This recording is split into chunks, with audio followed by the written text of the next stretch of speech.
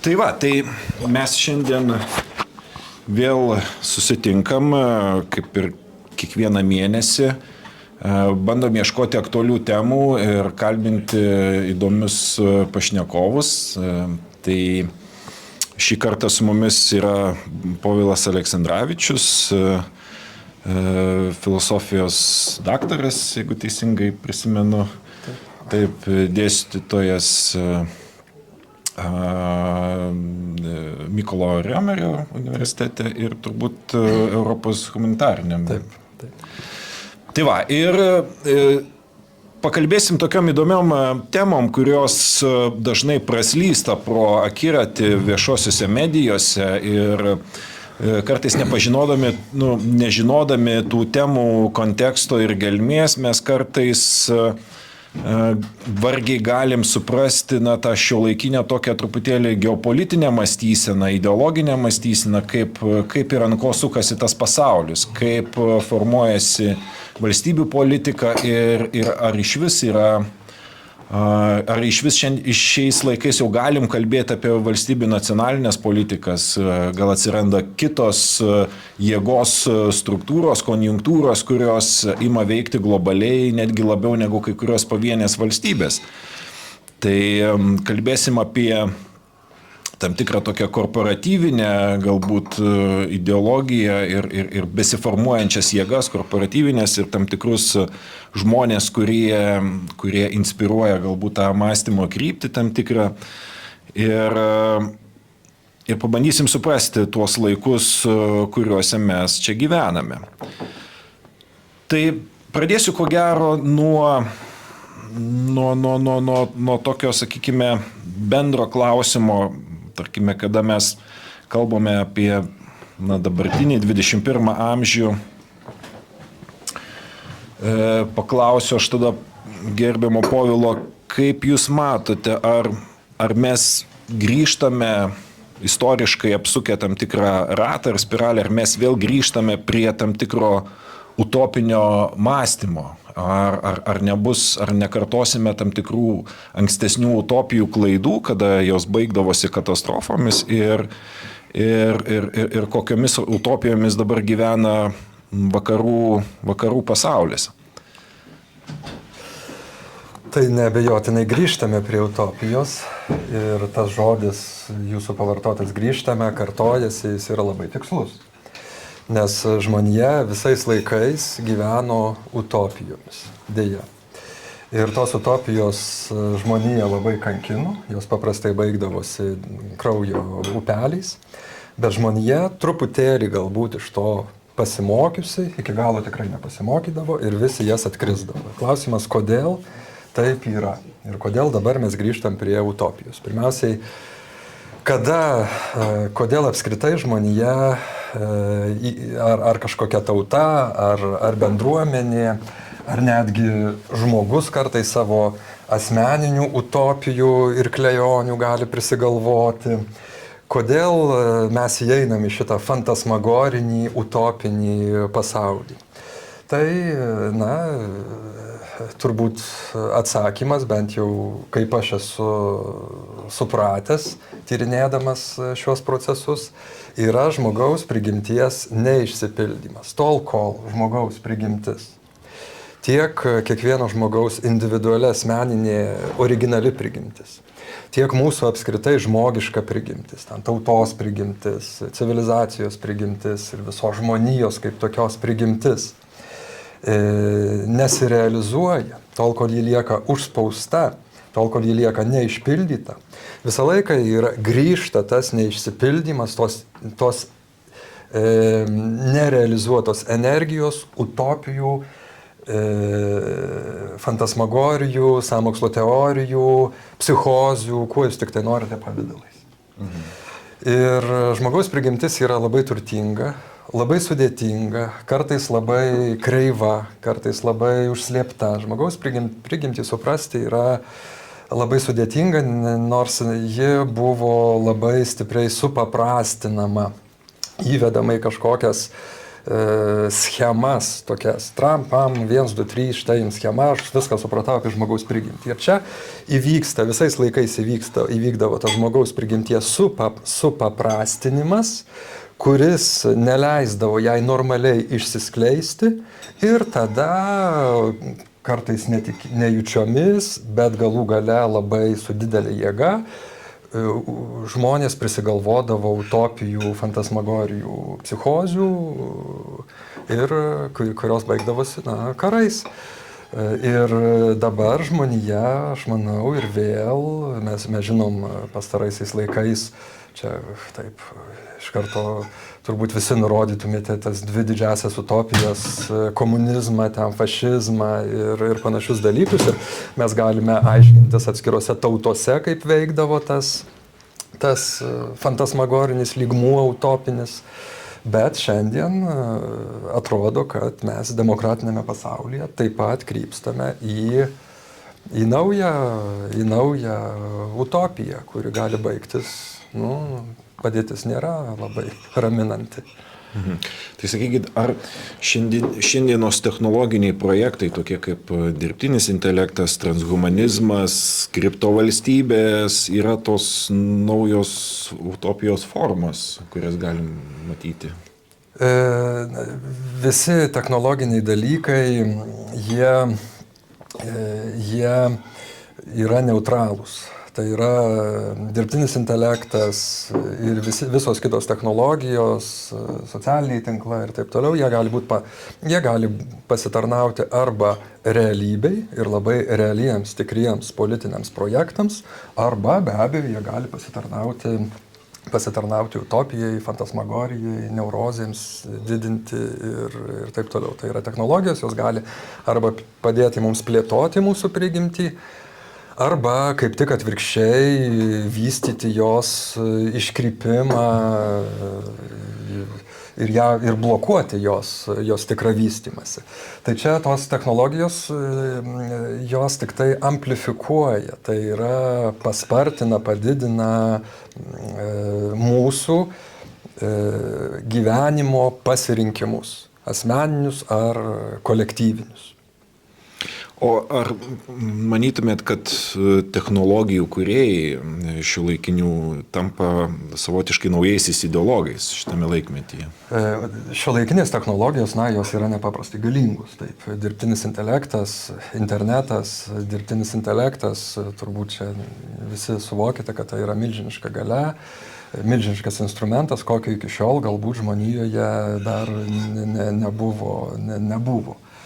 Taip, tai tiesiog aš nesakyčiau, kad tie taip vadinamieji technokratai, jie kažkaip pačiose tose technologijose įžvelgia kažkokią naują ideologiją, bet jie yra pasiruošę panaudoti šias labai labai galingas technologijas savo kūriamai ideologijai, taip kaip ten hitlerinis fašizmas ar ten itališkasis fašizmas, jie naudojosi technologijom labai, labai galingom, fašistinėm idėjom. Komunizmas taip pat tai darė, tik tai, kad ten su komunizmu prisimenam, kokia buvo technologiškai Sovietų sąjunga.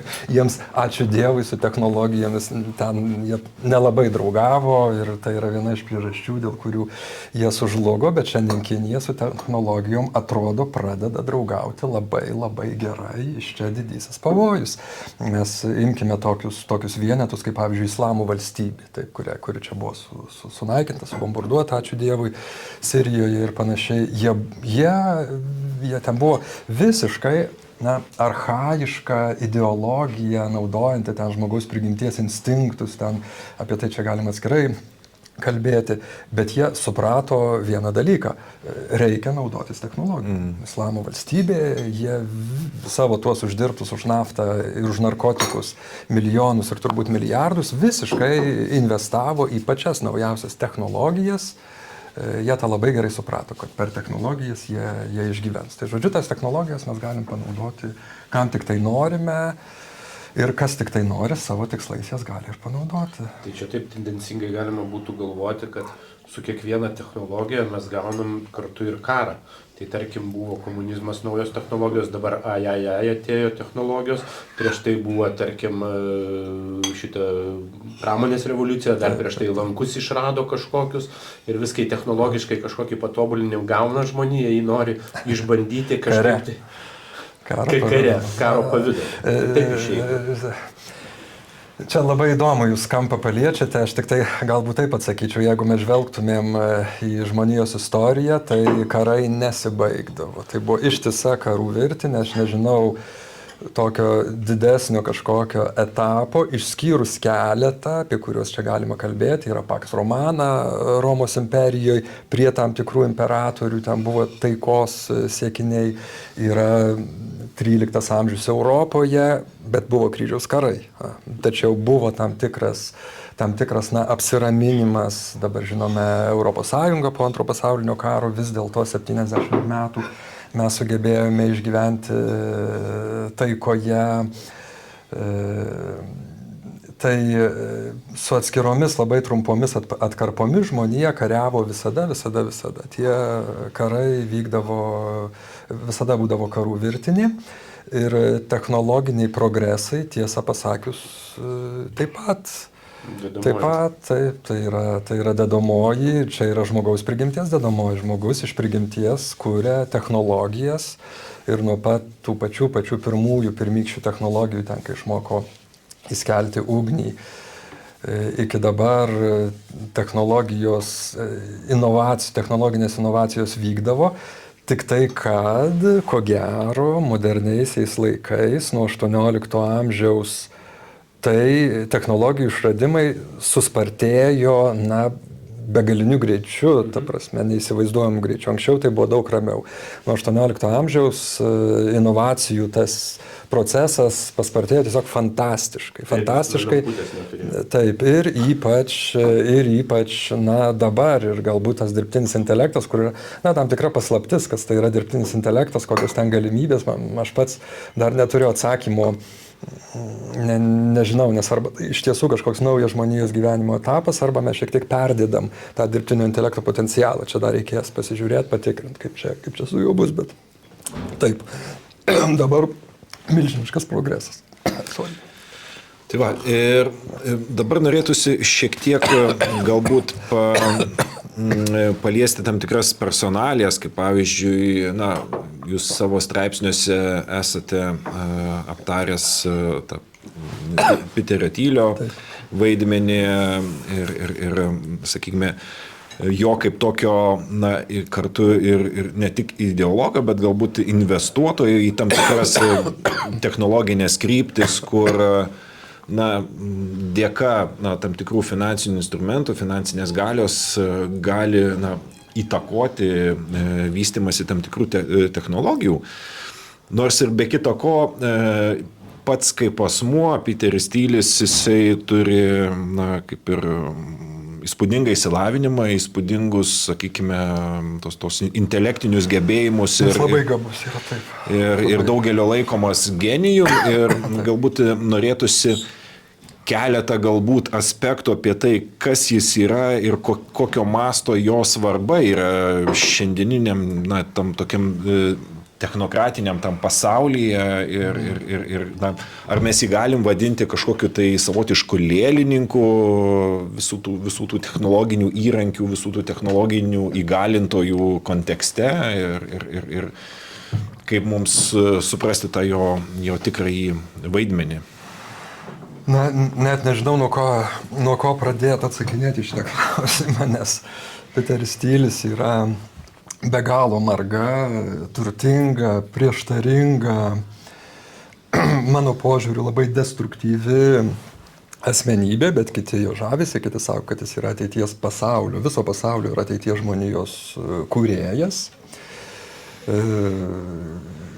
Utopistas, mano nuomonė, distopistas, bet, jūs paminėjote jo išsilavinimą, tas išsilavinimas ten įspūdingas yra, gal taip formaliai netoks įspūdingas, jis yra baigęs filosofiją ir teisę. Tai daug žmonių yra baigę filosofiją ir teisę, bet žinoma, jis buvo studijose lyderis ir filosofiškai, teisiškai jisai reiškėsi nedaug, bet iš filosofinės perspektyvos tai jis kiekvieną savo žingsnį grindžia filosofiškai ir teologiškai. Ne tik filosofiškai, bet ir teologiškai. Ir tas jo pagrindimas yra labai įdomus ir jis nėra banalus. Jį reikia įsigilinti, jis daro įspūdį. Jo pati asmenybė yra be galo tokia, jis turi nepaprastai stiprią valią, be galo aštrų protą. Tai yra šachmatų čempionas, ten nuo vaikystės buvo šachmatų čempionas, ant jo šachmatų lentos buvo užrašytas šūkis, dar kai jis buvo mokykloje, 12 metų būdamas buvo jau ten mokyklos ir paskui nežinau kokio lygio ten čempionas, bet ant šachmatų lentos buvo užsirašęs Born to Win, taip, gimęs laimėti ir tas, kaip jisai žaidžia su šachmatų lenta, man toks susidaro įspūdis, kad taip jisai žaidžia, manipuliuoja ir žmonėmis, ir bendruomenėmis, ir tautomis, ir dabar jau pasauliniu mastu. Ir Jungtinėse Amerikos valstijose, čia žinot, kai mes sakom, koks pats žmogus įtakingiausias. Čia sunku pasakyti, koks čia tas žmogus yra įtakingiausias. Bet man kartais norisi sakyti, kad Peteris Thilis yra pats įtakingiausias JAV žmogus. Tai yra, nežinau, ar tikrai taip yra, bet jisai yra be galo įtakingas Jungtinėse Amerikos valstijose. Be galo įtakingas ir amerikiečiai taip žino, mes čia Europoje apie tuos žmonės dar nesame girdėję.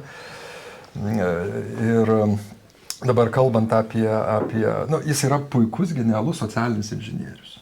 Socialinis inžinierius, tai reiškia, jisai manipuliuoja įvairiais socialiniais srautais, labai tiksliai, labai apskaičiuotai, kaip inžinierius su savo projektais. Čia yra ne juokai.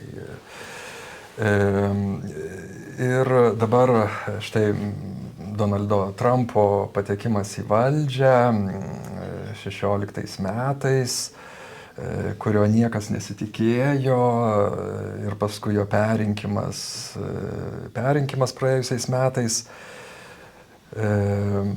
Kas čia vyksta? Apie tai, aišku, galima kalbėti labai daug, apie priežastis. To, kas pradėjo vykti Jungtinėse Amerikos valstijose nuo 2000, nuo 2010 metų ir baigėsi Donaldo Trumpo išrinkimu. Sakykime, per tą pirmąją kadenciją Donaldo Trumpo ideologiją, mes ją galime apibrėžti turbūt per Steve Bannono visą tą užnugarį.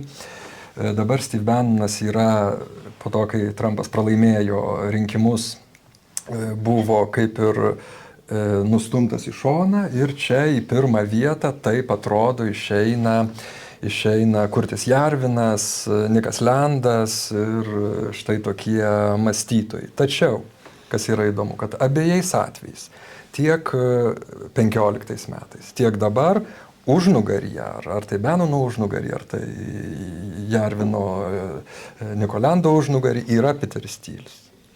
Tai yra Peteris Thilis, jisai kaip ir Amerikoje analitikai sako taip, kad Donaldo Trumpo lemiamas Donaldo Trumpo atėjimo į valdžią faktorius ir respublikonų vidinėse grumtynėse didžiosios dalies respublikonų perėjimas į Trumpo pusę vyko dėl Peterio Thilio vykdomos veiklos. Žinoma, čia simboliška yra ta jo garsioji kalba pasakyta 16 metais, po kurios jau daugybė respublikonų perėjo į Trumpo pusę. Elonas Muskas jau daug vėliau Elonas Muskas po daugybės metų, jisai vienam savo interviu yra pasakęs, kad kai perklausė tą kalbą, jisai suprato, kad turi remti ne demokratus, o Donaldą Trumpą. Aš manau, kad čia dar buvo kažkas už to, bet čia irgi mes matome iškylant šitą Peterio Thilio figūrą. Tai matome Peterio Thilio veiklą politikoje, kuris J.D. Vance, viceprezidentas, yra visiškai Peterio Thilio žmogus, visiškai Peterio Thilio surastas, išauklėtas, iškeltas, finansuoti jo kaip senatoriaus rinkimai. Vansas teigia, kad Peteris Thilis būtent Piterio Tylio dėka jis pradėjo skaityti Šventą Augustiną, na jisai sako, ten Vansas ten taip labai įdomiai kalba apie save, kad jis tai į krikščionybę tai jis atsivertė ten savo žmonos dėka, nors jinai ten indusė yra, bet ten perėjo paskui savo žmonos dėka, bet į Šventą Augustiną ir į tą ideologiją visą jis atsivertė Piterio Tylio dėka. Ir Elonas Muskas irgi yra apibūdinęs, kai Elonas Muskas ten kalbėdavo apie mus, reiškia, apie Trumpo rėmėjus ir taip toliau, tai jisai sakydavo, bet yra vienas tarp mūsų išskirtinis, pirmasis tarp mūsų idėjų prasme, tai Piteris, jisai su visų nuolankumu sakydavo, Piteris yra idėjų prasme pirmasis tarp mūsų, jis yra pranašas, jo pravardė yra pranašas. Beje, jis yra FBI agentas, tai paaiškėjo truputėlį vėliau Piteris Tylis, ten dėl savo palantyr technologijų ir taip toliau, čia galima įvairiai daug kalbėti. Ir įdomu, kad FBI yra davusi jam slapyvardį filosofė, tai filosofas, filosofas, pranašas ir panašiai. Čia taip simboliškai aš užsiminiau apie tą 16 metų, tą didžiąją, tada vyko labai svarbus mitingas, lemiamas mitingas, po kurio jau tapo aišku, kad respublikonai pereina į Trumpo pusę ir kad Trumpas bus jų kandidatas rinkimuose. Tai labai įdomu ir, žinot, reikia visada sekti kalbėtojus, kas kalba prieš Trumpą. Taip, nes Trumpas kalba paskutinis, taip, čia taip normalu yra, ir tada kokie asmenys kalba prieš jį. Tai savaime suprantama, prieš patį Trumpą kalba, man atrodo, jo dukra kalbėjo, nes visą laiką kalba arba žmona, arba dukra, bet žinot, ten Melanija, ten truputėlį su kalbom sunkiau, tai dukra kalbėjo, tai čia viskas čia yra kaip ir turi būti, o prieš tai, kas kalbėjo, Piteris Tylis. Tai rodo jo svorį taip pat. Na ir žinoma, toliau mes... Biškai klausimą. O tai kodėl Tylis, pavyzdžiui, pasirenka tokį Vansą kelti ant šakių į viršų? Labai geras klausimas, į kurį šiaip tai, žinot, sudėtinga atsakyti, nes mes nesam jų galvose. Dabar čia, jūs kalbėjote, aš mintise dėlioju tokį modelį. Žemaitaitis yra Domavičius, tas Ignotas. Supranti, irgi toks įtikėjęs, kad gali būti kažkuo tai. Aišku, nepalyginama yra. Bet čia toks, tiesiog. Aš manau, kad... Tylis padarytų ir Žemaitaičio lygiai. Vansas ir mokslus baigęs, ta prasme. Ne, viskas tvarkoja, bet man šiaip toksai, pagal retoriką. Aš manau, pirmiausiai... Atsiprašau, kad taip durnai palyginau, bet... Pirmiausiai, aš manau, kad atsakyti šitą jūsų klausimą reikia lyginti Trumpą su Vansu, kuo skiriasi Trumpas, kuo skiriasi Vansas, ir reikia daugmaž numanyti, nes ten iki galo detaliai mes numanyti tikrai negalime, nes yra per daug prieštaringumų, per daug kalbų, per daug manipulacijos. Mes čia prie stalo sėdėdami įlysti į Tylio galvą ten detaliai yra sudėtinga. Mes čia daug ką kalbam hipotetiškai, aš tą pripažįstu. Bet vis dėlto kai ką mes žinome. Ir mano tokia yra hipotezė, kad tiesiog Piteris Tylis, jis yra ganėtinai, kai būdamas puikiu socialiniu inžinieriumi, tą visą žmonijos evoliuciją, nes čia reikia kalbėti jau apie žmonijos evoliuciją jo galvoje. Jis bent jau pats kalba apie žmonijos evoliuciją, jis nekalba vien apie JAF evoliuciją, ten apie krikščionybės evoliuciją, jis kalba apie žmonijos evoliuciją, jis jau yra globalus, taip sakant, architektas, atsiprašau, socialinis inžinierius, taip. Taigi yra etapai, yra tos evoliucijos etapai ir tuos etapus reikia apskaičiuoti ir į tuos etapus, jų gyvendinimą reikia įdėti tam tikrus asmenis. Ir Trumpas tinkamas yra vienam etapui, o Vansas yra ruošiamas kitam etapui. Ir Trumpas, nežinot, kas yra Trumpas, čia vėl yra atskira kalba, kodėl yra pasirinktas Trumpas, kas tai yra per žmogus, kodėl jį Tylis pasirinko. Jis su kurio ten nuo Trumpo ten visiškai skirtingas ir kai Tylis pareiškė, kad jisai rems Trumpą, tai ten Silicio slėnyje arba tarp Trumpo draugų buvo visiškai, tai buvo, ta prasme, nieks nesuprato, kodėl Tylis pasirinko remti šitą Trumpą. Tai buvo neįsivaizduojami dalykai. Aš jiems galėčiau, bet čia nėra laiko, bet čia įvairiausių anekdotų ir istorijų, ten ir jo šeimos istorijų, ir jo ten meilužė, jis yra gėjus, ten labai atviras ir labai ten turi ir vyrą Austrijoje, abu du vedė ir dar turėjo ten oficialų meilužį ir ten, nu vien žodžiu, ir ten visiškai, žodžiu, ne ta, sakykime, jisai jo kažkur labiau kažkuria prasme link vokizmo galėtų labiau tikti negu, bet ir dėl to Tylio pasirinkimai remti Trumpą visus labai nustebino, bet aš esu tikras, bent kaip aš interpretuoju situaciją, kad Tylis nusprendė pasinaudoti Trumpu dėl Trumpo charakterio. O Trumpo charakteris tai yra visiškas ištižimas, tai yra asmenybės nebuvimas, tai yra grynas narcicizmas, kai aš čia prieš keletą dienų laidoje radijo pasakiau, tai yra branda, 3-4 metų vaiko branda, aš čia gal kiek ir, nu aš čia remiuosi irgi ten visokiam knygom parašyta, tai tikrai yra nebrandus žmogus, aš ten tai pasakiau 3-4 metų, nu gal galima pakelti iki 7-8 metų vaiko, nežinau, bet tai yra tikrai nebrandus žmogus. Ką reiškia šitas nebrandumas? Tai reiškia nepaprastai lengvą poveikį jam.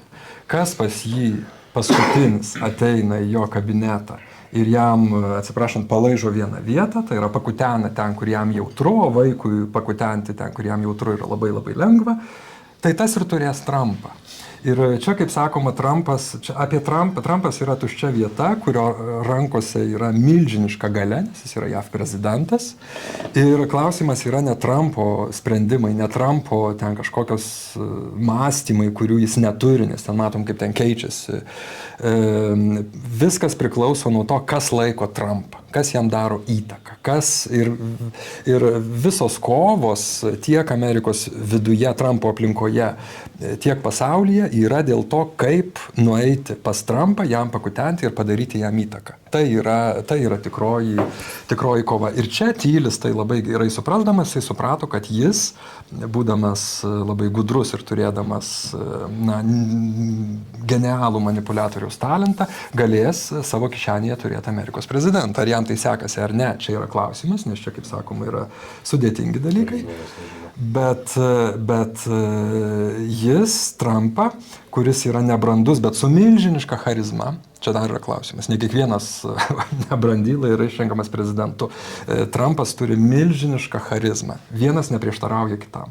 Galima būti visiškų nebrandylą, narcisistų, psichopatų ir turėti milžinišką charizmą. Tai yra Trumpo atvejis, dėl to Trumpas su tokia charizma, Trumpas gali būti tiesiog genialus instrumentas, buldozerinis instrumentas kažkieno kito planams realizuoti.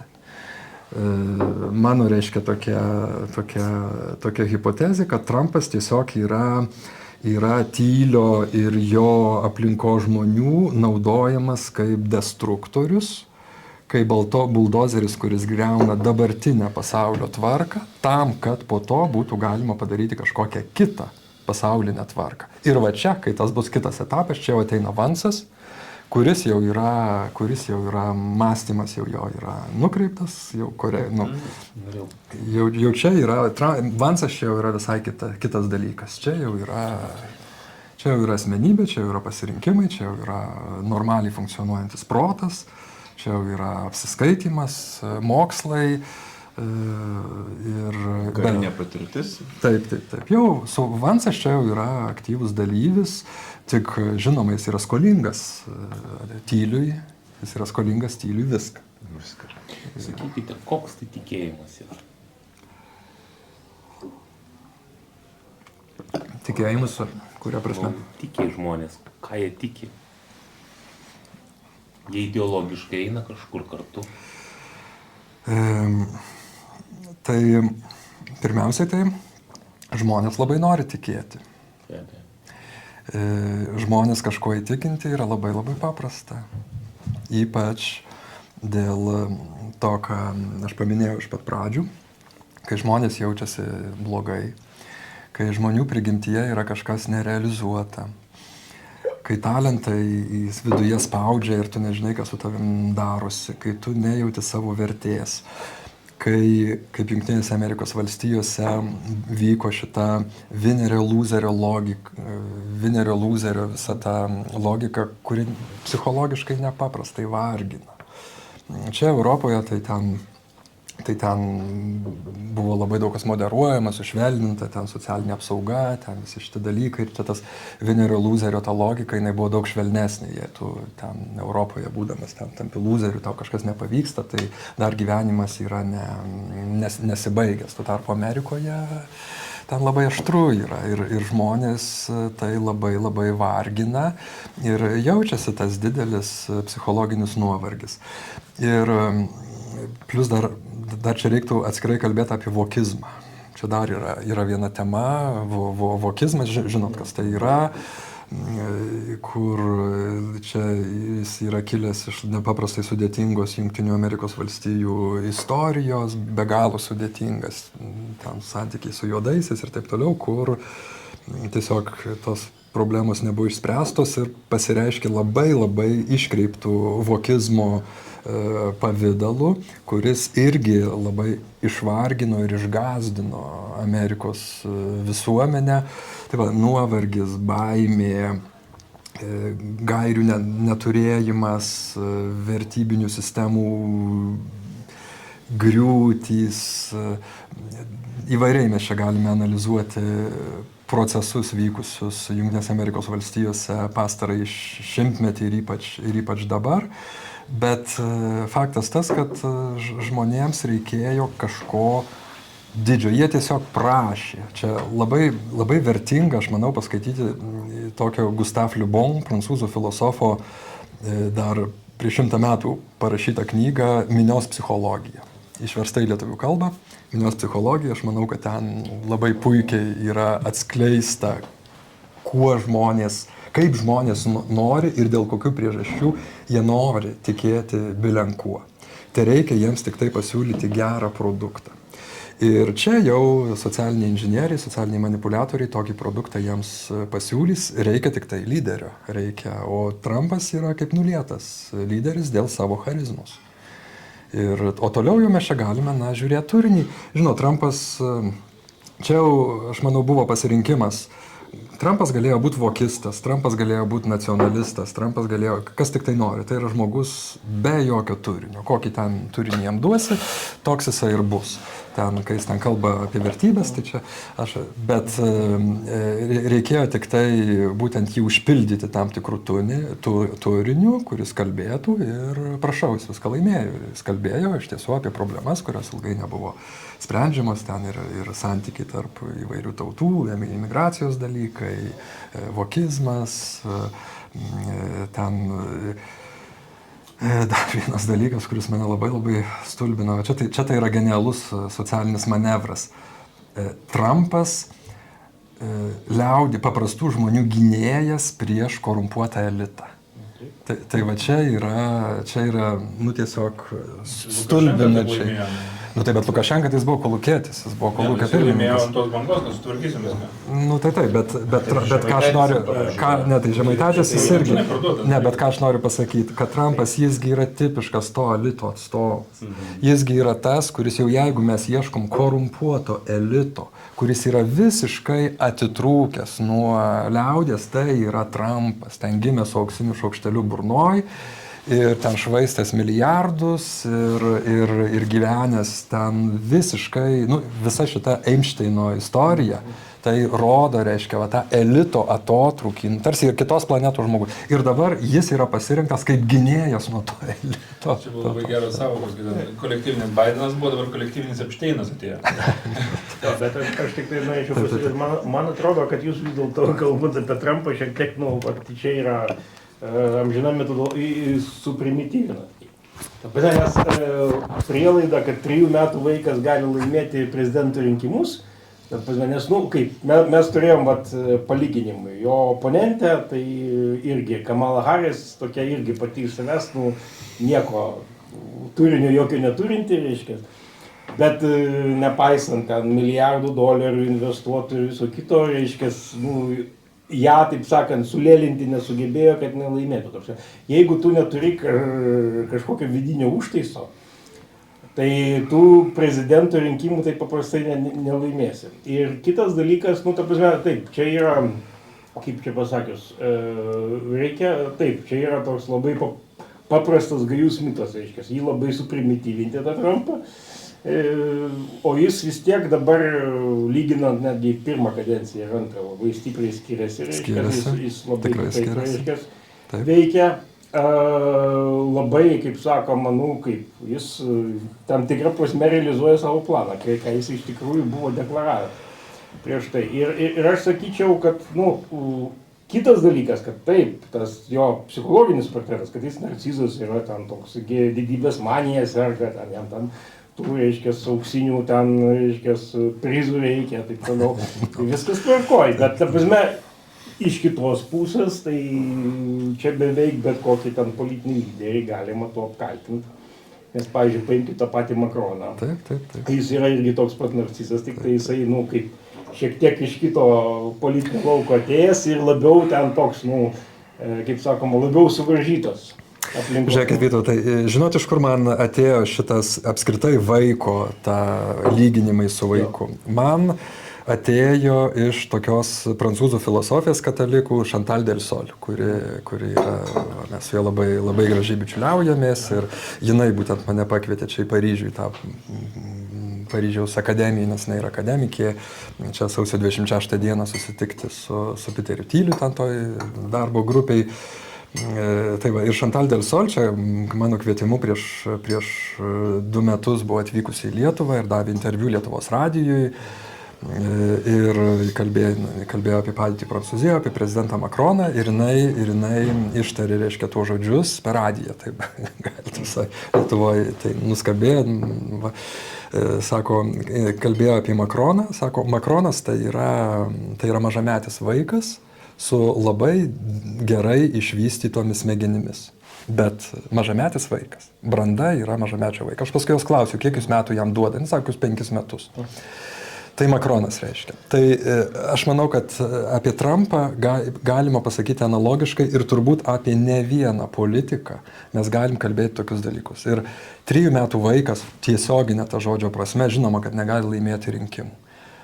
Tačiau jeigu mes 3 metų vaikui duodam 60-mečio ar ten kokio kūną, jeigu mes jį formuojam, jeigu jam yra įgimta charizma arba tam tikros kitos patologijos, jis tampa nepaprastai veiksmingas ir efektyvus laimėti rinkimus.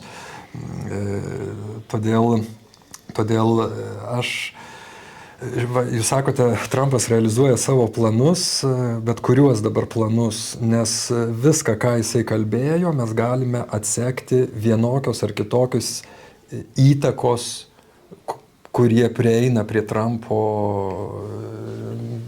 planuose. Ir pirmą kadenciją iš tiesų Trumpas skyrėsi nuo antros kadencijos, todėl kad Trumpą valdė kiti žmonės. Tai buvo Steve'o Bannono projektas. Ir tas alt-right, jis labai skiriasi nuo tamsiosios apšvietos. Bannonas tai nėra Tylis arba Nikas Lendas arba Kurtis Jarvinas. Bet Bannonas nepasiteisino, todėl kad jie pralaimėjo rinkimus. Ir tada į trasą išeina šitie ir dabar jau Trumpas skiriasi nuo pirmos kadencijos Trumpo, todėl kad jį sudėtas yra kitas turinys, tamsiosios apšvietos turinys. Bet kokiu atveju Peteris Tylis čia yra dar kitas planas, jisai valdo abiem frontais, čia tokia mano Iš jūsų dabar tos minties, atsiprašau, iš jūsų tos minties taip pagaunu dabar. Tai Trumpas ten yra niekinis dalykas, tiesiog užsklanda dabartiniam etapui, nes yra Tylio suprojektuotas Vansas į ateitį. Ant laimėjimo kortos statys, taip išeitų. Mano tokia hipotezė. Ne, tai aš Taip, aš tą noriu pasakyti. Taip, man taip atrodo. Taip. Bet čia yra ir kitos įtakos. Pavyzdžiui, Trumpo ir Netanyahu, sakykim, kiek man čia teko klausyti komentarų, ten viduje, Jungtinėse Amerikos valstijose, Trumpą visi, kas tik galėjo, atkalbinėjo nuo atakos prieš Iraną, tokios, kokia ji buvo dabar padaryta. Visiškai nuo to atkalbinėjo, ir Rubio ten pasėjo, ir kariuomenės vadai ėjo, ir Maga ėjo, ir nežinau kaip ten Tylis, bet ėjo ir jį bandė atkalbinėti nuo to. Bet Netanyahu buvo tas, kuris atėjo, metaforinė prasme, paskutinis į kabinetą. Tai yra, Netanjahu pavyko nustumti kitas įtakas ir įtakoti prezidentą, ir čia yra Netanjahu. Šitas karas prieš Iraną, kurį dabar mes matome, jis yra Netanjahu įtaka Trumpui, nes niekas viduje, kiek man teko žiūrėti, ten skaityti komentarų, niekas Amerikoje nepasisakė už šitą karą, visi matė, kad čia yra milžiniškas pavojus. Bet Netanjahu reikia būtinai šito karo. Netanjahu štilis stipresnis. Šiuo atveju taip. Kai kada Putinui labai gerai pavyksta. Mes žinome, kad Putinas labai puikiai bet Putinas jis labai ten irgi užtenka skambučio Trumpui ir jau Trumpas jis kalba kitaip. Paskui žinoma, kadangi Putinas yra toli, galima jį atmušti. Nuo to. Bet mes čia matome, kad Trumpas yra tam tikra bala. Aš visiškai netikiu jo vidinę konsistenciją. Tai yra įtakų laukas. O kaip šiaip su pačia demokratija, tarkim, kiek žinau, Tylis kritikuoja demokratiją kaip sistemą ir vyrauja tam tikras kitoniškas įsivaizdavimas, kaip turi veikti valstybės. Tai turbūt susiję tam tikrą prasme ir su ta paminėta tamsiaja apšvieta ir tais dalykais. Tai galbūt galim šiek tiek praplėsti tą lauką, kaip Tylis ir jo, sakykime, aplinko žmonės įsivaizduoja, kaip turi būti valdomos valstybės, ar iš vis kažkokią kitą architektūrą mato jis toje vietoje. Taip, visiškai kitokia. Čia yra jo 13 metais rašytas straipsnis Tylius, kuris yra laikomas tokiu jo kaip pažiūrų manifestu, Education of Libertarian, libertarų auklėjimas, toks pavadinimas. Keistas. Tai Tylis yra libertaras. Libertaras tai yra kraštutinis individualizmas, kuris akcentuoja mano individualią asmeninę laisvę. Bet jeigu, sakykime, liberalizmą mes galėtumėm taip apibrėžti, kad per tą nuvalkiotą posakį, kad mano laisvės ribos baigėsi ten, kur prasideda tavo laisvė, tai pagal libertarizmą nėra šitos ribos, tai yra jeigu aš su savo laisvę įsiveržiu į tavo gyvenimą ir jį sunaikinu, čia tavo problemos. Aš esu laisvas, tu nesugebi, čia yra tavo problemos, nėra etikos, reiškia. Ir libertarizmas, čia aišku ir to libertarizmo dar įvairiausių yra formų, nes liberalizme ten, aš nežinau, ten daugybė krypčių, kryptelių ir taip toliau. Tačiau, libertarizmas jis nėra suderinamas su bendruoju gėriu, su kažkokiais kompromisais. Čia yra individuali valia, kuri naudoja kitus žmonės taip, kaip jai patinka. Ir čia vėlgi Elonas Muskas tam savo žymiajame interviu, įspūdingas ten interviu, kur Muskas kalba apie savo pasaulėžiūrą ir kur išskiria Peterį Tylį ir kur jisai sako, Muskas apie save sako, aš esu šioks toks tam tikras libertaras, some libertarians, taip sako. Bet Peteris yra kraštutinis libertaras, reiškia, jis taip pasako. Tai tame straipsnyje libertarų ugdymas, Education of a Libertarian, Peteris Tylis taip sako, kad žmogaus laisvė nėra suderinama su demokratija. Žmogaus laisvė nėra sudarima su demokratija, mes matome, kad mums tai lyg ir prieštaravimas sąvokose. Taip, mes atrodom demokratija, tai reiškia, čia visi žmonės laisvi, jie čia diskutuoja.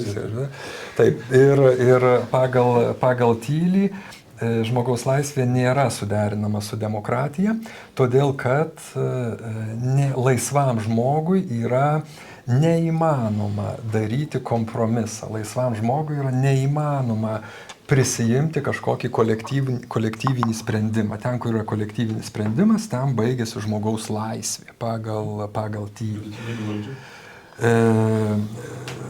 Taip, vidutinybių valdžia, tik tai, kad Tylis, jis yra be galo radikalus, ta prasme, kad, matote, čia jeigu jau griebiant jautį už ragų, Tylis atgaivina tą seną filosofinę temą, čia mes galėtumėm dar daug diskutuoti apie visas, kokius autorius Tylis skaitė, kaip jisai, jo filosofinės įtakas, bet viena iš jo, tokių labai aiškių linijų, besidriekiančių per visus jo tekstus, yra ta sena klasikinė vakarų filosofijos tema, čia kur labiausiai Hėgelis ją išvystė XIX amžiaus pradžioje, šeimininko ir vergo tema. Tai yra, kad žmonės iš prigimties yra labai nedaug žmonių, keletas žmonių, kurie yra iš prigimties skirti valdyti, ir paskui ten 99,90% yra skirti būti vergais, paklusti, vykdyti valią. Čia tyli sako, kai kurie žmonės yra skirti būti laisvais, o visi kiti, jie negali būti laisvais. Jie negali būti laisvais. Iš prigimties negali būti laisvais. Ir dėl to pagal šitą modelį jisai ir įsivaizduoja, sakykime, ateities pasaulio tvarką. Be abejo, kad tai yra ta vadinamoji tamsioji apšvieta, tai yra, kad mes turime grįžti į feodalizmo laikus, tai yra atsisakyti demokratijos ir grįžti prie monarchinio valdymo. Tik tai, kad jeigu Kurtis Jarvinas, jisai kalba apie monarchijos sugrįžimą, apie unitarinės valstybės sugrįžimą, apie tam tikrą absoliutinės monarchijos modelį, tai pas Peterį Tylį ten yra kur kas įdomiau, aišku, daug sunkiau realizuojama, bet kur kas įdomiau, nes Tylis kalba apie žmonijos padalijimą į keletą tūkstančių mažų vienetų. Ten vienoje vietoje sako, tokių gali būti 3000 ar 4000, ten tikslaus labai skaičiaus neduoda, bet žodžiu gal net 5000 vienetų, čia jau paskui reikėtų žiūrėti jau, kad visą žmoniją reiktų padalinti į tokius vienetus ir tie vienetai tai būtų tarsi atskiri feodai, bet iš tiesų tai lyg atskiros įmonės, valdomos įmonių principų, bet Kurtis Jarvinas, kai jis kalba apie monarchinę valstybę, jis irgi tą patį sako, kad šita valstybė turi būti valdoma įmonės principais. Kaip startupas. Nu taip. O pagal Tylį tai turėtų būti daugybė įmonių, visa žmonija padalinta į tokias įmonės, kurios kiekviena būtų valdoma įmonės valdymo principais, verslo principais ir kurios būtų vadovaujamos tų laisvųjų feodalų, o čia visi kiti ten dirbtų. Tokia yra jo, kaip galima suprasti iš šio tekstų, ateities pasaulio vizija. Ir čia žinoma toliau iš viso prasideda ten jo transhumanistiniai projektai, žmogaus nemirtingumo projektai, kur laisvieji turi tapti nemirtingais tikrąja ta žodžio prasme. Nemirtingais, tai čia jau aš net nežinau kaip tai vertinti, man tai atrodo iliuzija, bet kartu reikia įsigilinti į visą tą transhumanistinį judėjimą, į smegenų ir žmogaus sąmonės santykį, kaip čia dirbtinis intelektas įsiterpia. Trilijonais vertinamos kompanijos. Tai taip, be abejo.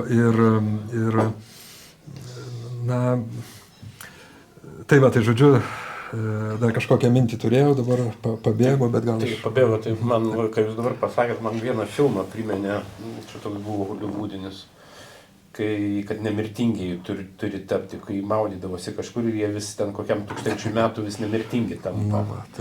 O žemė augino kaip kažkokius donorus. Immortals. Kažkoks tai toks, bet dabar lygiai ką pasakėt, viens prie vieno. Tai man atrodo, šitas Tylis, jisai turi kažkokį labai savitą, ko gero tik savo pačiam būdingą tos krikščionybės interpretaciją. Mintis, kurią norėjau pasakyti, kad viską... Taip, kad visą, ką mes čia kalbėjom iki šiol, viską. Ar savo verslo projektus, ar savo transhumanizmą, ar savo ateities pasaulio viziją. Viską, absoliučiai viską, ar savo ten Trumpo rėmimą ir Vansą. Viską jisai įvelka į krikščionybės rūbą. Taip. Ir viską jis perteikia krikščioniškomis apokaliptinėmis kategorijomis. Ir, pas jį tai nėra kažkokia šiaip tik tai tarp kitko pasirodanti tema, bet tiesiog esminė tema. Jis visas kalbas nuo to pradeda ir nuo to baigia. Jis save prisistato kaip nuolankų krikščionį. Labai buvo įspūdinga ten, kai toj darbo grupėje mes buvom Prancūzijos akademijoje, jisai save prisistatė kaip klasikinį liberalą, tai man iš karto ausis taip nukrito, klasikinis liberalas, čia kažkas netvarkoja, bet paskui dar labiau mane šokiravo ir nuolankų tradicinį krikščionį. Tai, žodžiu, jis taip save prisistatė ir toliau kalbėjo apie antikristą, apie antikristo kovą su Kristumi. Kaip supranta žodį nuolankumas? Nuolankiai ir kantriai siekia savo tikslų, kaip sakant. Tai, Nes klausimas, jeigu krikščionybė, tai su kokia denominacija jis save identifikuoja, nes ta prasme, nes... Ten Su jokiam. virš. su jokiam. Jisai save vadina labai įdomiai Orthodox Christian, bet tikrai tai nėra ortodoksas, tikrai ne ortodoksas, ne pravoslavas ir ne stačiatikius. Ne, bet ortodoks, graikiškai tai reiškia tradicinis, žodžiu, Jis identifikuoja su pirmo amžiaus krikščionimis. Su pirmo amžiaus krikščionimis ir jisai, žodžiu, yra krikščionis kaip toks ir jokiai denominacijai savęs nepriskiria, jis apie tai labai aiškiai kalba. Na, jis turbūt sieja su tuo antruoju Kristaus atėjimu ir kad tai sąlygos technologinis išgelbėjimas. Taip, tai antrasis Kristaus atėjimas, jis jau vyksta, tai yra dirbtinis intelektas. Dirbtinis intelektas yra tam tikras tapatinimas su dirbtiniu intelektu, taip Evangelijose skaitoma apie dangaus karalystę, kuri jau yra tarp mūsų, kuri čia skleidžiasi, auga, kaip moteris ten įmaišė mielių į tešlą ir tešla surūgo pamažu, ten garstyčios grūdelis išaugo į medelį. Tai tas garstyčios grūdelis, tos mielės, tai yra dirbtinis intelektas, kuris pamažu skleidžiasi ir dangaus karalystė, tai yra dirbtinis intelektas, jisai tarp mūsų čia keros ir mes tapsim jo nariais, jam tarnausim ir va čia yra dangaus karalystė, čia yra antrasis Kristaus atėjimas. Dabar, kodėl aš jo nelaikau krikščioniu, man jis yra visiškai pseudo krikščionis, todėl kad pas jį nėra, bent jau aš neidentifikuoju niekaip atvirumo transcendencijai. Tai yra atvirumo anapusybei. Tai yra, kai jisai, pavyzdžiui, kalba apie nemirtingumą, tai mes krikščionys, aš asmeniškai esu krikščionis, katalikas, aš visiškai tikiu, kad mes gyvensim po mirties, kad sielos nemirtingumu ir taip toliau, ir kad mūsų sąmonė tęsis po mirties. Čia yra atskira jau tema, čia yra filosofijos, teologinės diskusijos, bet tai yra krikščionio gyvenimo pamatas, šita atvirybė transcendencijai. Pastyli šitos atvirybės transcendencijai nėra visiškai, tai yra, kai jis kalba apie nemirtingumą, jisai kalba apie tai, kad mūsų dabartinė šita būklė, ji tiesiog dirbtinio intelekto pavidalu, ten tas vadinamasis rojus kursvėlo singuliarumo įvykis, ten kai mūsų individuali sąmonė bus įlieta į dirbtinį intelektą, vien žodžiu, apie tai čia dar atskira kalba, bet kad mes tiesiog tapsime nemirtingais dėka technologijų čia, šiame gyvenime, tokie, kokie esame dabar, tik tai galbūt ne su šiuo biologiniu kūnu, bet jį pakeis ten kažkoks agregatas, ten dirbtinis intelektas, humanoidas. Duomenų centruose tarpsime. Tai ar galime tada mes šitoj vietoj suvesti į tai, kad, kadangi užkabinam tą tokią, truputėlį teologinę arba eschatologinę kryptį, kad, tai siejasi su tuo, Evangelijos pažadu, kad žmonės šlovins savo rankų darbo kūrinį, ta prasme, kažkuriam tai iš tų baigiamųjų etapų, kad ar nebus taip, kad tai iki tam tikro laipsnio ir virs savotišką religiją, sakykime, tas dirbtinio intelekto, jo įsigalėjimas, jo, sakykime, jeigu mes pamatysim tam tikras sąmoningumo apraiškas tam dirbtiniame intelekte ir kaip visų pasaulio problemų sprendėjas, išgelbėtojas, gali tapti žmonių garbinimo objektu, kuo mes, sakykime, esame tarsi ir perspėti tose raštuose. Ar tokią matytumėt irgi pavojų?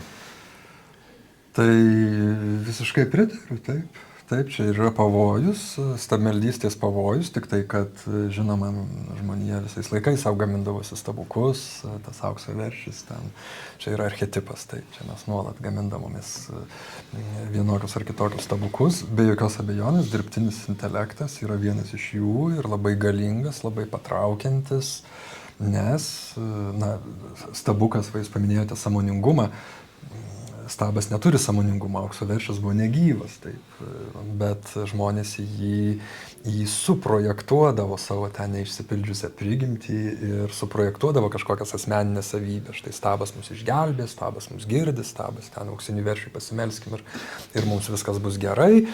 Tai dirbtinis intelektas, na, jis labai yra toksai, kaip čia pasakius, struktūriškai labai gerai tinkamams tokioms projekcijoms stabas.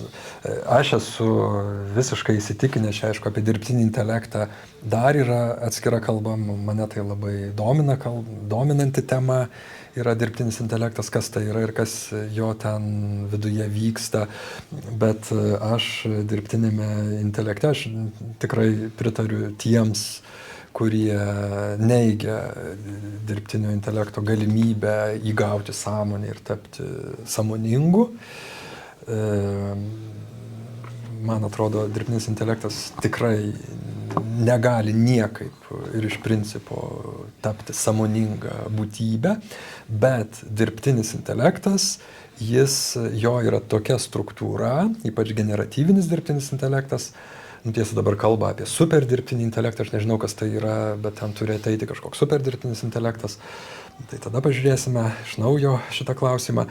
Bet visas tas generatyvinis dirbtinis intelektas, jis struktūriškai kaip nulietas tinka, kad mes jį suprojektuotumėm asmeninės savybės. Mes kalbamės su dirbtiniu intelektu, mums atrodo, kad jis reaguoja, kad jis atsako ir jeigu dar jam suteikiam homonoidinę ten, kaip kad daro visi, tai iš viso mums atrodo, kad čia mūsų draugas, psichologas, jis mūsų užjaučia, jis mus myli, jis nori mums gero ir taip toliau, ir taip toliau. Mes jam tą sąmoningumą suteikiam.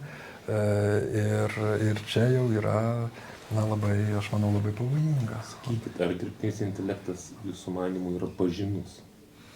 Pažinus. Mes jį galim pažinti. Dirbtinį intelektą, tai be abejo, tai inžinieriai. Saulės pliūpsnis ir viskas baigėsi. Mes riboti savo kūno gebėjimą. Ne, čia problema yra tokia, kad Inžinieriškai labai paprastas Tai dalykas. inžinieriai pažįsta dirbtinį Santykis intelektą. su pasauliu. Tai priklauso nuo to, kaip tu nori save apgauti. Tai dirbtinis intelektas yra puikus įrankis sukurti savo tobulą apgavystę. Jeigu tu esi inžinierius, tu vis tiek žinai, kad tai yra mašina. Ir tas dabar ten nesiprašau, kad tendencijos, kad jeigu kalbėsi su dirbtiniu intelektu, dabar net yra net mygtukai. Kaip nori jis, kad pasielgtųsi. Ar paslaugus, ar tiesiog dalykas. Ir labai įspūdingas. Man gal reikia labai griežto tėvo, tai galiu paspaust bus griežtas tėvas, gal reikia meilužės. Čia va šitą. Nefantazuok. Šitam tarpui tik tinka, o ką sako, kad kitam etapui, jeigu bus tas super, tas kažkoks tai ateinantis, va tada neaišku. Čia jau tada filmas Liusi bus. Jo, tas Liusi yra, bet Liusi gal dar nėra, dar čia dar bus turbūt kitaip. Aš klausiau vieno tokio savo pažįstamo dirbtinio intelekto inžinieriaus, o kasgi yra tas super DAI, jisai man sako, kad dar jis ir pats nežino, ta prasme. Čia yra... Pagrindinė problema yra tame, kad, kaip čia pasakyti, kadangi nėra supratimo apie tai, kaip šitas veikia intelektas. Ja, tai dėl to yra, kaip nesuprantama, ką mes konstruojam. Mes nežinom, kaip iš tikrųjų tas biologinis intelektas funkcionuoja. Taip. Žiūrėkit, Vytautai, čia aš galėčiau taip reaguoti. Yra, kai mes jūs rodote šitą daiktą, tai mes čia turim tokį dvilypį dalyką. Mes turim smegenis ir mes turim sąmonę. Ir kaip mūsų smegenys santykiauja su sąmonė.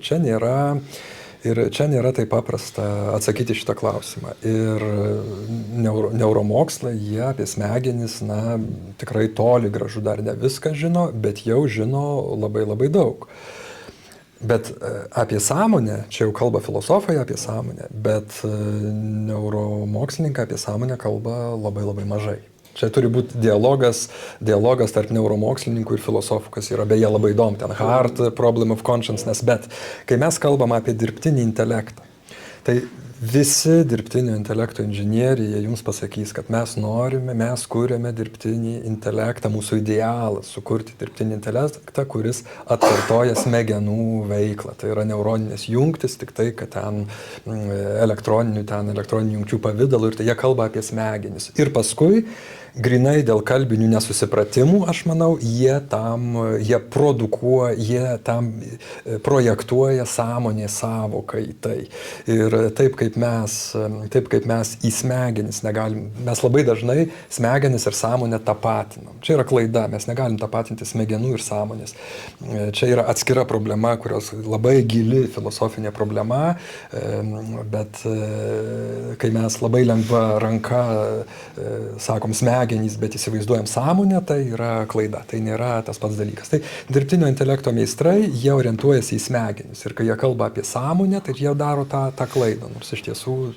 Taip, bet sąmonės be smegenų nėra, kaip ir smegenų be sąmonės. Taip čia toks irgi filosofinis. Čia filosofinis klausimas, bet čia žinokit, aš suprantu, apie ką pasakėt, bet taip pat... O dabar sakykit, pakreipsiu galbūt į tą mūsų vietinį tokį kontekstą.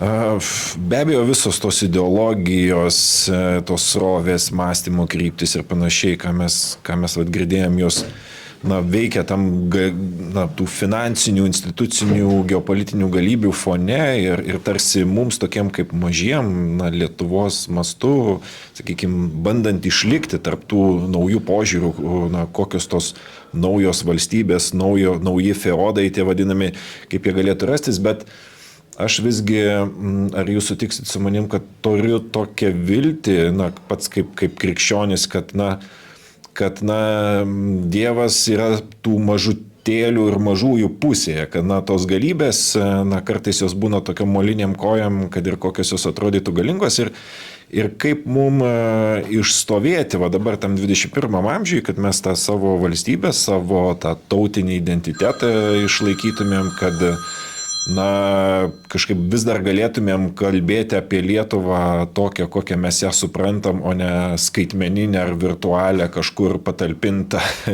kitur, ta prasme, tai kaip išlaviruoti dabar, ta prasme, į kokį orientyrą galbūt įsikibti, kas yra ta uola, kurios galbūt tą valstybę turėtumėm tvirtai statyti, kur tos bangos nenuneštų. Jo, bangos jos iš tiesų neša ir nedidelės tautas jos gali nunešti jų nepaklaususios, nori jos ar nenori. Dėl to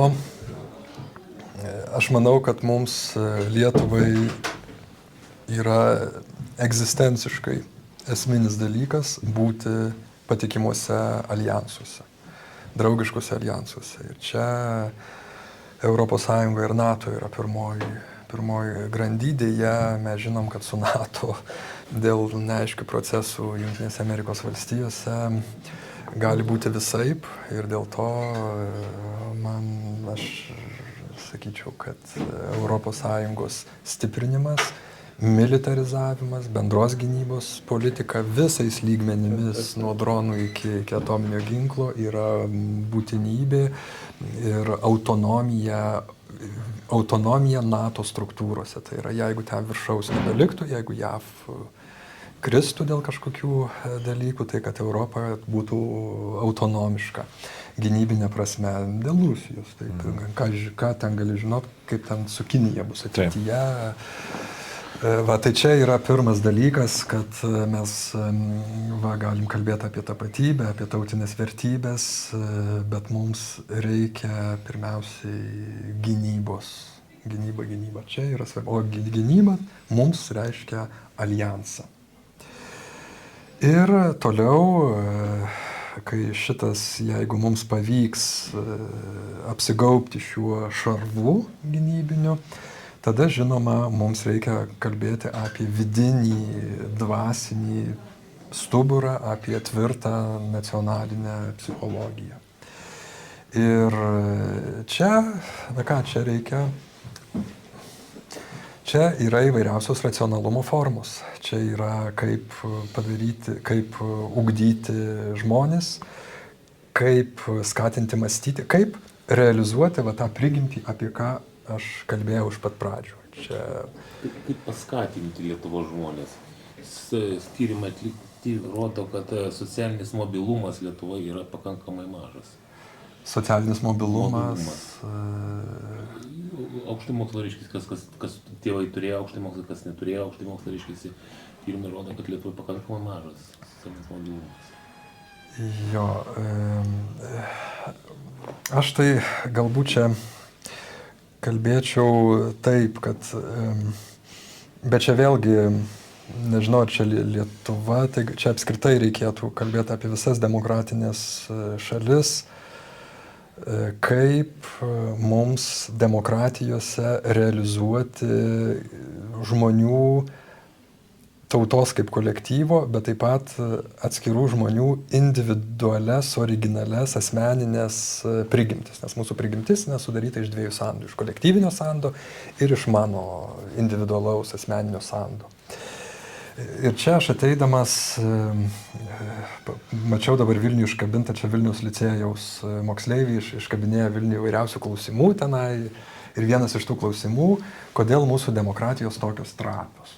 Aš galvoju, koks puikus klausimas, reiškia, kodėl mūsų demokratijos yra tokios trapios. Tai mūsų demokratijos yra iš tiesų trapios, todėl kad mūsų demokratijos, jos yra pastatytos taip labai formaliai. Mes filosofai kalbam apie racionalią diskusiją. Tai demokratija tai yra piliečių tarpusavio racionali diskusija ir tada racionaliai diskutuodami mes prieinam prie tam tikro sprendimo, kurį ten įgyvendina ten mūsų renkami atstovai, atstovaujamoj demokratija ir taip toliau, ir taip toliau. Tai yra labai gražu.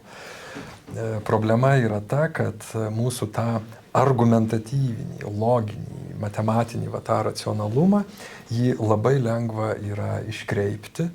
Tai yra, jis išvirsta į lobistų tarpusavio kovas.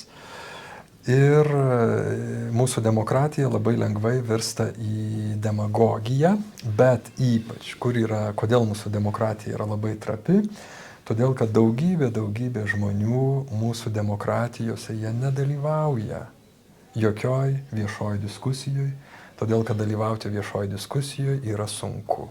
Todėl kad reikia... Ne, tai kiti galbūt norėtų joje dalyvauti, bet patikėkite, nėra lengva ateiti į kažkokią grupę, kalbėti, dėstyti savo požiūrį. Yra žmonių, kuriems sunku suformuluoti savo mintis.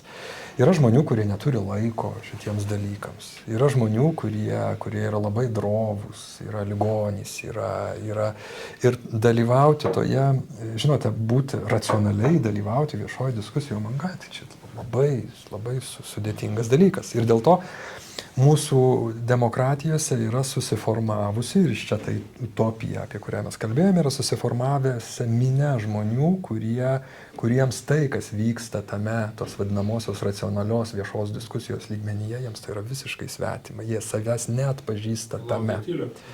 Ir tada jie laukia tylių, ir tada jie laukia. Ir ką daryti?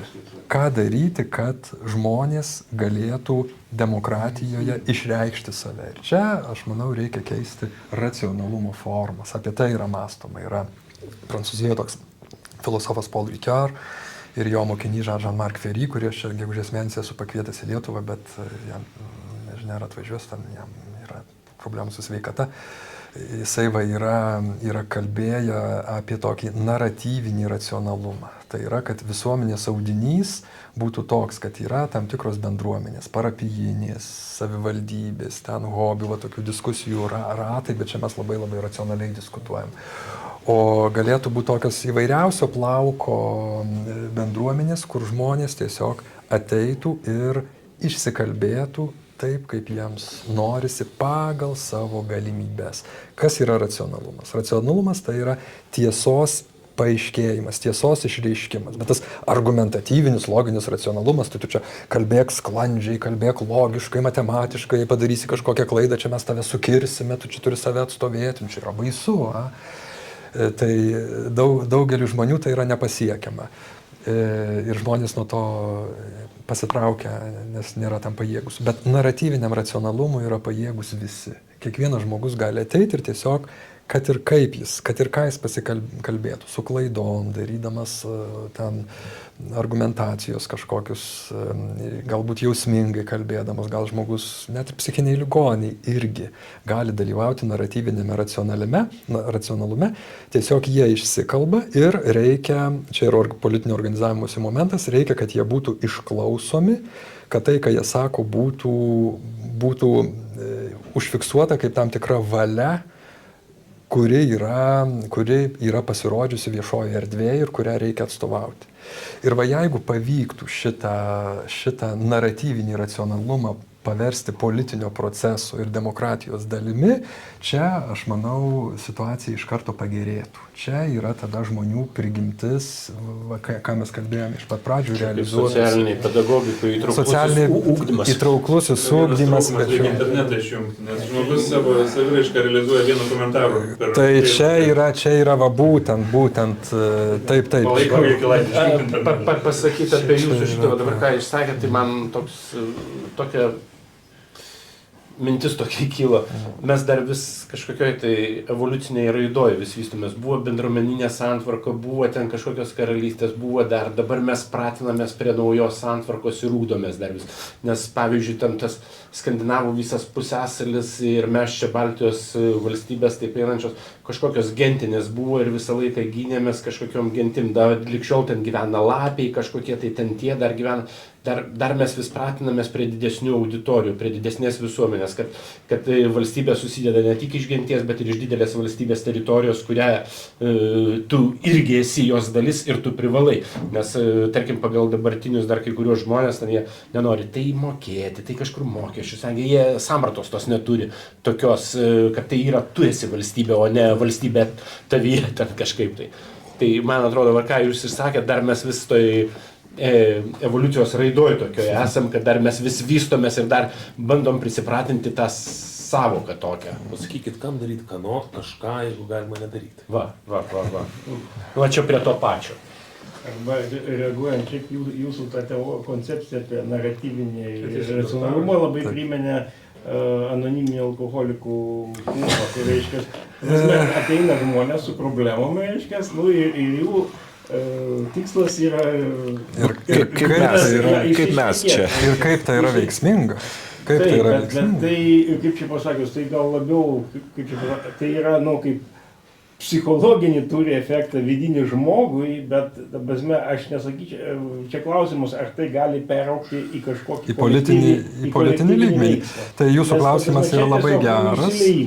Jūsų klausimas yra labai geras, tikras klausimas, ir aš esu apie tai keletą straipsnių parašęs, būtent apie šitą klausimą. Ar šitas dalykas, naratyvinis racionalumas, gali įgauti politinę dimensiją? Čia yra pagrindinis dalykas. Aš manau, kad gali, bet žinoma, čia yra sudėtingas procesas, bet bandyti reikia.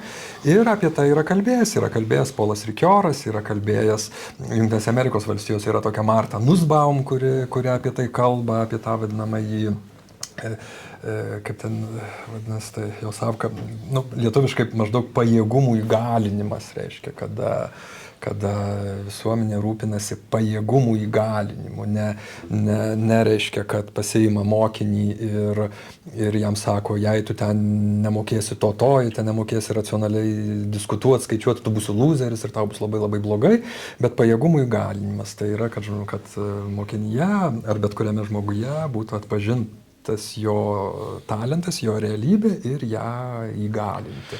Ir kaip tai turėtų įgauti politinę dimensiją. Marta Nussbaum kalba apie tą procesą, kaip šitai galėtų tapti politinę realybę. Galbūt tai yra mūsų ateitis po labai didelės katastrofos.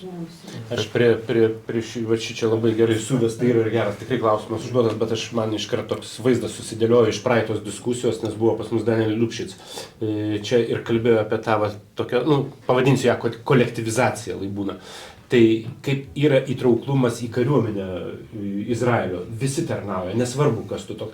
Ir ten kažkoks tai Amerikoje senukas sako, aš išvažiuoju tarnauti, sako, ką tu ten važiuosi, 85 tau metai. Sako, taip, aš važiuoju tarnauti. Grįžo jisai, sako, ir ką veikiai, sako, valgyklui padėklus ploviau. Sako, aš tarnavau ir jie visi pagarbą atiduoda. Nu, tai yra, tai va, iš tos pusės, tai kad kai visuomenė pradeda suvokti ir suprasti, kad tu esi jos dalis ir kad jisai yra irgi dalis tavęs, tai tada ir prasideda. Man atrodo, kad Izraelis yra būtent jau vienas iš tų feodų, kuris efektyviai nuo mažens plauna smegenis ir užaugina žmogų, kuris besąlygiškai tą feodą gina. Uabų principų veikia būtent. Tai naratyvinis racionalumas, jisai yra anti-uabo principas, čia yra antidalykai, nes feodalizmas tai yra, kada yra šeimininko valia ir žmonės kaip mankurtai privalo jai paklusti, jų prigimčiai lieka niekaip neišvystytai, neatpažintai, iš čia visos tos distopijos ir iš čia antropologai pasakytų karas, kuris... O čia išoriškai... Libertarai, jie yra efektyviausi šiuo atveju, nes mes kol čia diskutuojame, jie veikia. Nu tai. Ne, bet čia kitas dalykas, jeigu prie šio susivienyti, tai negalima masę. Bet jie turi metodų, kaip mūsų skaldyti. Nu, tai čia kitas dalykas. Tai dabar, ko gero, paskutinis klausimas įrašui, kadangi laikas lekia neišpasakytų greičių. Vat iš tų dabar ką tik paliestų klausimų, vat, sakykime, vis išlaikant tą lietuvišką kontekstą, ar nebūtų tam tikra išeitis iš tos problematikos, sakykime, mums keisti tam tikrą švietimo, tam tikrus aspektus, kad apie tai, ką kalbėjo ir Meilė Lukšienė, ir savo laikus Stasys Šalkauskis, kad ugdyti tą laisvojo piliečio sampratą, kad žmogus suprastų tą savo laisvės prasmę, savo laisvės privilegiją tam tikrą ir tos laisvės sampratoje būtų išugdytas poreikis realizuoti, ta prasme, tą laisvę toj demokratiniai tokioj visumoje. Tai gal tas pokytis jis ir gali ateiti per tam tikrą švietimo koncepcijos pergalvojimą, per aiškių tikslų įsikelimą, kuriuose būtų laisvas pilietis kaip centrinė ašis. Tai aš galiu tik tai pritarti. Aš Stasio Šalkauskio tą pedagogiką truputėlį žinau, nesu aš labai įsigilinęs, tik bendrais principais pažįstu.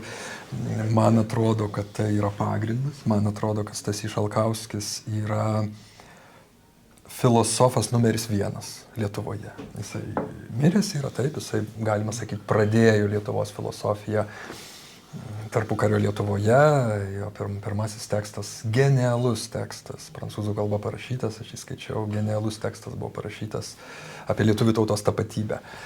Buvo parašytas berods 16 ir 17 metais, 1900, ten, kai jis buvo Šveicarijoje, dabar ne apie tai, bet Stasys Šalkauskis, jis yra profesionalios lietuvių filosofijos pradininkas ir jis toks išlieka iki šiol ir jis man yra mūsų filosofas numeris 1, bent jau kalbant apie tokius dalykus kaip tautos ugdymas, politinė asmenybė, individų išsivystymas, asmens išsivystymas, asmens pašaukimas. Tai taip, Meilės Lukšienės pedagogika, aš manau, įrėmėsi Šalkauskio, aš nesu tikrai pedagogas, tai nesu įsigilinęs, bet kiek aš prisimenu iš Meilės Lukšienės pasisakymų čia Vasavydžio laikais, tai buvo...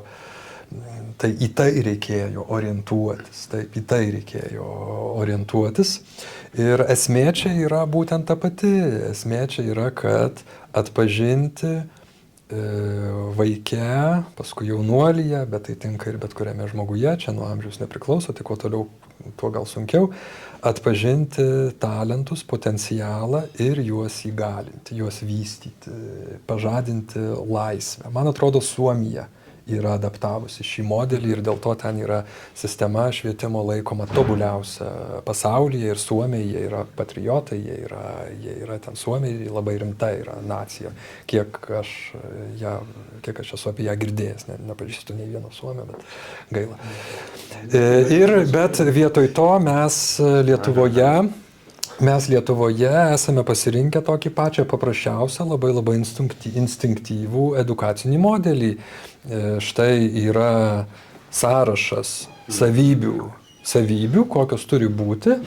Mokytojas žiūri į tą savybių sąrašą, į programą, į kažkokį turinį, pas tave atėjo vaikai, štai mokinių klasė ir tu tą vaiką tą vaiką, reiškia, lipdai kaip molio gabalą, kad jisai atitiktų ten tame apraše apibūdintą idealą tokias ir tokias savybės. Aš tai dažnai vadinu dabartinę sistemą žinių primilžio sistema, kur, kaip sakant, skaičiuoja, kiek sušerti ir kiek primilžio gauti iš žinių egzaminų pavidalo.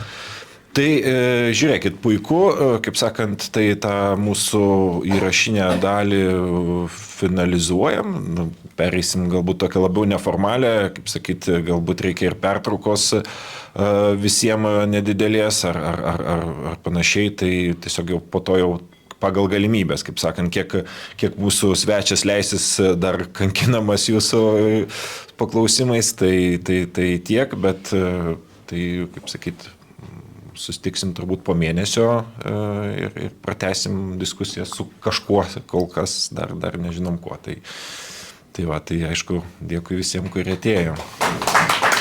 Ačiū, kad pakvietėte. Labai.